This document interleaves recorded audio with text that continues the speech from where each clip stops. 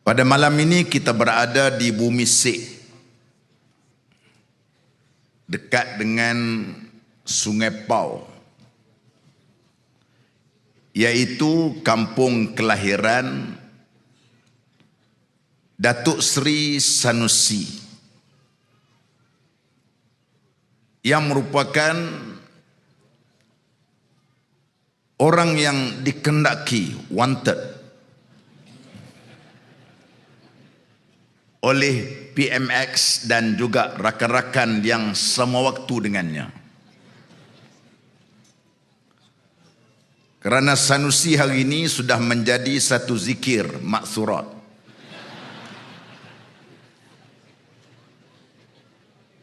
Di mana-mana saja mereka akan sebut.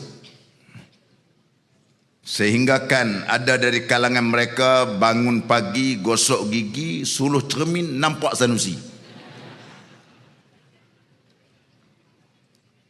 Inilah dia manusia yang dilahirkan di Bumi Sek. Dan juga Bumi Sek juga baru 3 hari ini sudah menjadi destinasi pelancong.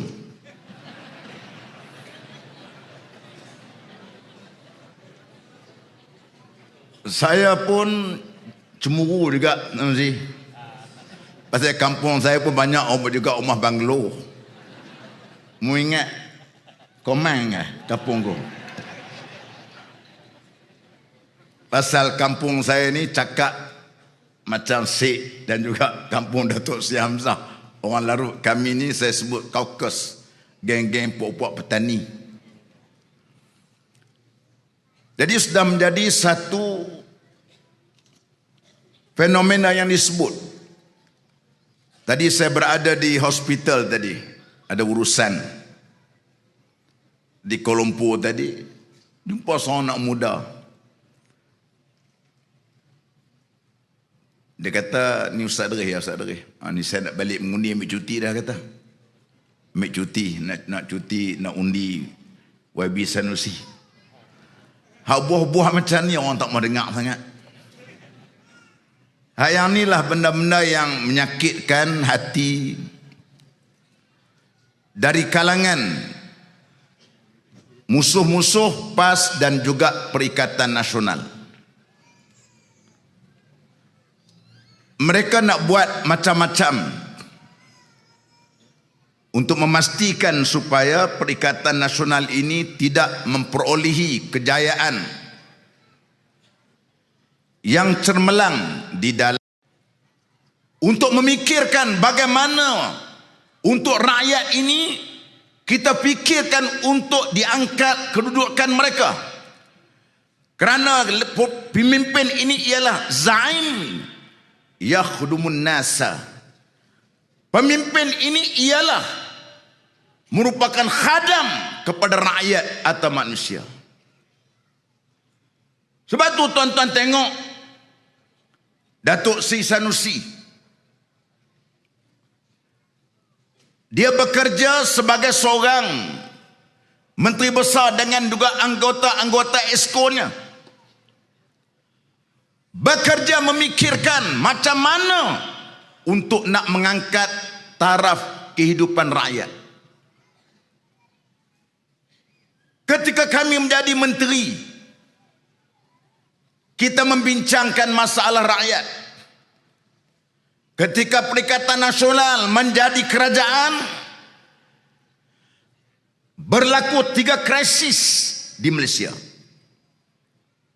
Krisis yang pertama ialah krisis ekonomi, itu biasa. Yang kedua, krisis politik, itu juga biasa. Yang ketiga, krisis kesihatan. Krisis kesihatan ini tak pernah berlaku. Di seluruh dunia tidak ada TOR ataupun tidak ada term of reference. Tidak ada negara-negeri yang untuk kita rojok bagaimana menghadapi tentang suasana COVID pada ketika itu. Tetapi alhamdulillah, kepimpinan Perikatan Nasional waktu itu terutama yang dipimpin oleh Tan Sri Muhyiddin Yassin ketika itu, maka berjaya untuk nak memberikan rakyat dalam keadaan kehidupan yang agak selesa. Dengan bantuan-bantuan insentif yang diberikan, bantuan perniagaan, bantuan kepada peniaga-peniaga kecil, itu diberikan ketika berlaku krisis kesihatan. Nasib baiklah Allah Ta'ala, berlakunya pertukaran kerajaan Perikatan Nasional waktu itu daripada Pakatan Harapan. Coba bayangkan kalau berlakunya krisis kesihatan, berlakunya COVID pada ketika itu, Pakatan Harapan yang memerintah, tak tahulah, mungkin orang Sri hanya boleh RM30. RM30 je lebih bagi.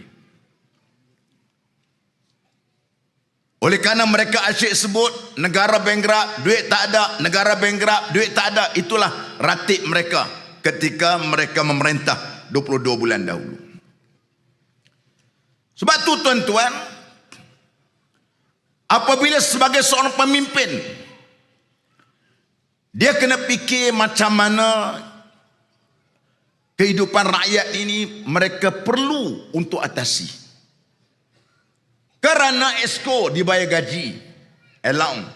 Kami menteri dibayar allowance. Menteri besar dibayar allowance.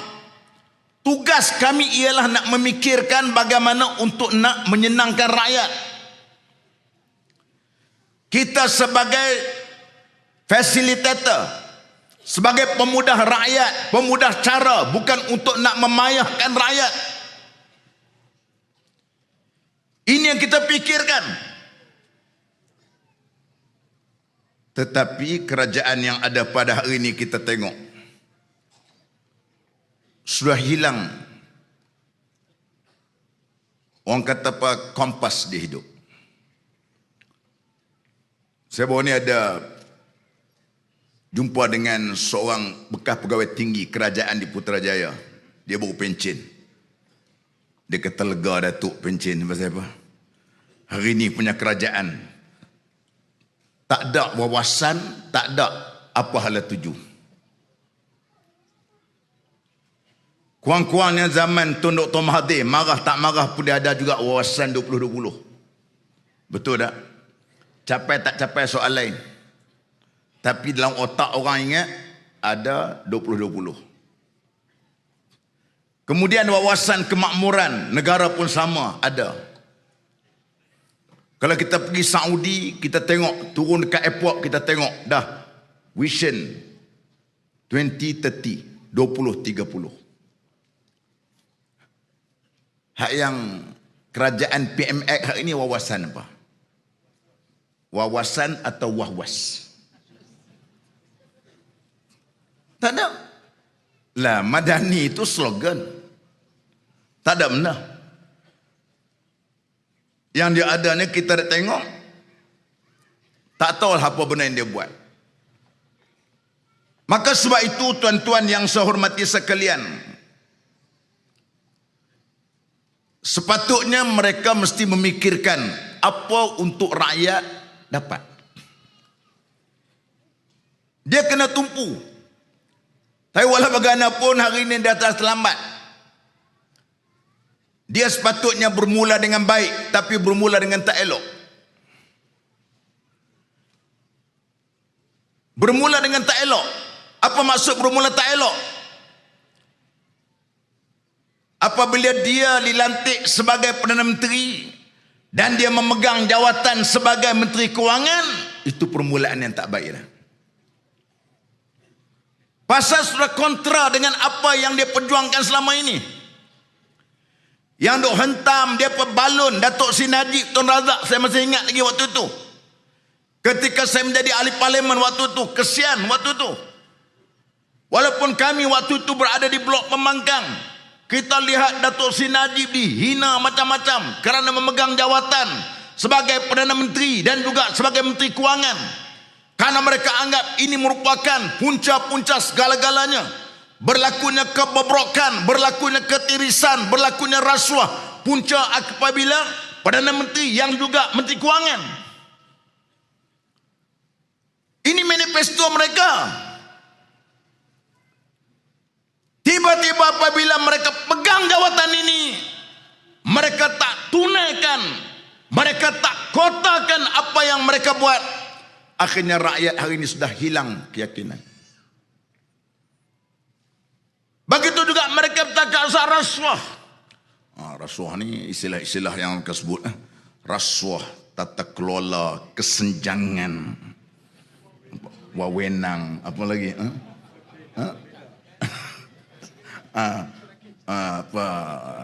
Cerakin. Mereka tahu kuasa tidak ada. Lebih-lebih lagi ketika PRU yang lepas baru ni, Pakatan Harapan hanya mendapat sokongan 11% saja dari kalangan orang Melayu. 11%. Manakala Perikatan Nasional 54%. UMNO Barisan Nasional pula mendapat 33%. Itu 33% ketika no UMNO, no DAP. Sekarang daripada duduk satu rakit. Satu rakit malu kawan-kawan. UMNO kok belasik ni nak bertanding dengan Datuk Seri Sanusi pun saya dapat tahu kawan saya juga. Nak bertanding, kesian dia bang. Bila dia sebutkan Allah nak buat jana Ustaz tanding bila kata.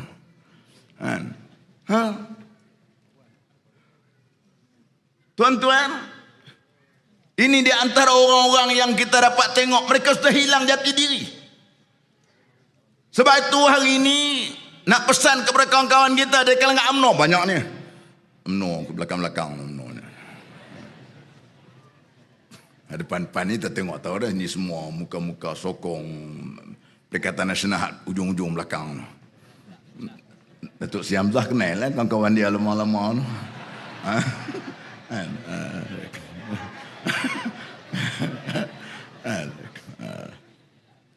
Rakan-rakan kawan-kawan di kalangan UMNO, tuan-tuan boleh sokong UMNO hari ini, BN hari ini. Syarat mereka mesti buat clearance dulu. Satu, berkenaan dengan apakah pandangan pendirian UMNO Zahid hari ini apabila mereka berkawan dengan DAP, hal yang berhubung kait dengan deklarasi Setapak 1967 yang mengatakan usaha mereka tidak ada lagi soal Bumi Putera dan bukan Bumi Putera. Hari ini kita nak tahu wakil daripada UMNO, orang UMNO mesti tanya pimpinan UMNO, apakah pendirian pimpinan UMNO terhadap deklarasi Setapak 1967. Apakah UMNO setuju soal tak ada Bumi Putera lagi dan bukan Bumi Putera lagi? Yang kedua, pimpinan UMNO mesti membuat penjelasan berkenaan dengan kenyataan daripada Timbalan Ketua Menteri Pulau Pinang P. Ramasamy daripada DAP yang mengatakan bahawasanya penjawat awam ni satu bebanan kepada kerajaan kerana banyak dianggotai oleh orang-orang Melayu. Kena buat penjelasan dulu. Yang ketiga, pemimpin UMNO mesti membuat penjelasan berkenaan dengan pendirian DAP, hal yang berhubung kait dengan UEC, sijil yang dikeluarkan oleh sekolah-sekolah Presiden China yang tidak mengguna silabus ataupun mata pelajaran yang ada hubung kait dengan negara kita. Kena minta penjelasan. Kena minta penjelasan. Yang keempat, pimpinan UMNO adakah merestui dengan ucapan Tony Puah yang mengatakan bahawasanya gabungan barisan ini merupakan barisan korup rasuah. Dalam keadaan mereka duduk dalam kerajaan macam ni, bersama-sama begitu. Jadi mimpin-mimpin UMNO kena buat penjelasan kepada kawan-kawan. UMNO kok belah jeneri, UMNO kok belah belantik, UMNO kok belah pendang. sebut Penang dah. Jadi sebab tu tuan-tuan, saya ceramah di Sik ni kena sebut Sik dah lah dengan Penang lah. Jadi tuan-tuan, ini perkara yang kena ingat. Banyak lagi senarai-senarai yang perlu. Kalau pemimpin UMNO tak boleh jawab benda ni, marilah bersama-sama untuk dengan Perikatan Nasional untuk kita memastikan walaupun ini pilihan raya negeri di peringkat negeri Kedah, tetapi sebenarnya satu referendum, satu daripada bantahan kita untuk kita melihat bahawasanya kita menolak kepimpinan kepimpinan Pakatan Harapan dan juga PMX untuk menjadi Perdana Menteri. Setuju tak setuju? Setuju tak setuju? Setuju tak setuju? Kita tak minta tuan-tuan untuk pergi berlarak di jalan raya. Kita tak minta tuan-tuan untuk pergi berlarak dekat Dataran Merdeka. Yang kita mintanya ialah pada 12 hari bulan nanti, ayo ajak anak-anak kita di Kuala Lumpur, di Johor, di Pulau Pinang, di Perak untuk balik mengundi, untuk memastikan supaya kita memberikan keputusan 36-0 di Kedah nanti, insya-Allah. Boleh tak boleh?